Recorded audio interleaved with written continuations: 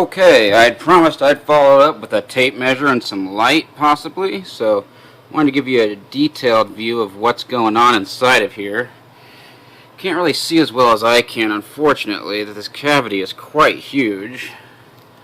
Let me move the light source away and see how that changes things here. If you can see my hand here, see the tape measure down here, it starts right at the end of the gel. I had to put that bottle there to hold it in place because the tape measure's broken. But if you notice the BBs, let me unplug this thing, I know the battery's going to die.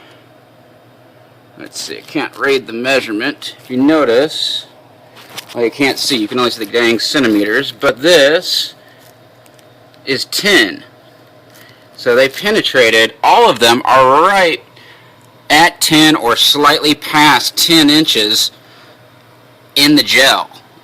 And this was calibrated 10% ordnance. So if you want to look at this damage that it did right here, I can't move the tape measure right now.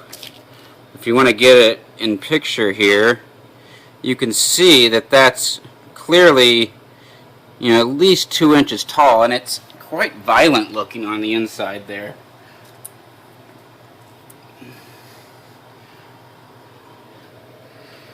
Let me look at the top view here. Let's put some light back on it, I suppose. I'm gonna mess with it there. Let's try a different light source.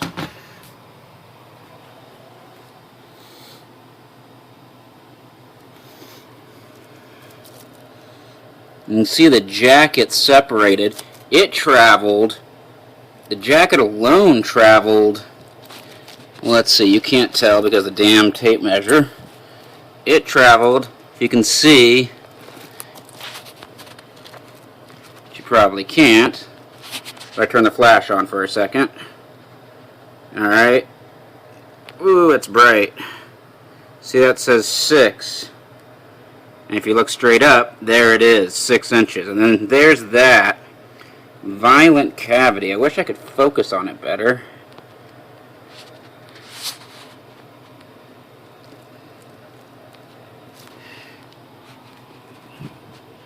You can see it from behind. It's quite big. Let me grab my other flashlight. So you guys are going to travel through my home real quick while I grab my other flashlight. Yep, this might be the most amateur video ever done. Shot inside. Neighbors didn't call the cops, fortunately.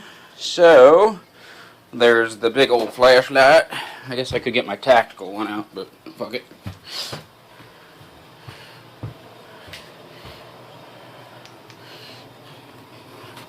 There we go. This ought to give us some light here. Now we got some melting going on here. I'm going to rotate the table. It's on wheels, fortunately. You saw the distance already, so I don't think we need to see the distance again. So, this part hasn't had a chance to dry out quite as much. So here you can get a good shot of those BBs that went 10 plus inches. And there's the fragment, and then there's that big cavity I've been telling you about. You see that? It's good gel. Let's see if I can get you a cool shot of it.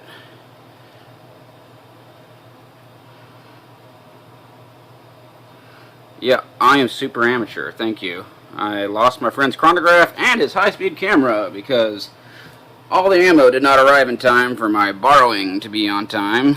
So, and somebody already tested the other ammo I was going to test, but I'm still going to test the Glazer Silver, as I haven't seen a good test of that. Besides, Brass Catcher has one, but it just looks, I think they've changed the technology of it. I've looked at the bullets cut in half. They've changed the bearings from being solid circles to being compressed lead, and that actually has changed over time. But if you notice here, these I shall call them BBs, if this has the exact same weight, it's in 60 grains, the 9mm is 60 grains also, but has twice as many of these. I'm looking at these balls, and I think they are bigger the number 4, like in the 9mm. They would have to be if they have the same grain. Unless, I mean, the epoxy, they couldn't put, they would contain the same amount of epoxy. Did I just spit on here? No, it's just melting. So, I don't know how that's happening. Anyways, I'm going to cut it out pretty soon, but I just wanted to give you a shot, get some more detail of it here. I'm going to take some photographs now and get you some more details here later on. Alrighty, talk to you guys later.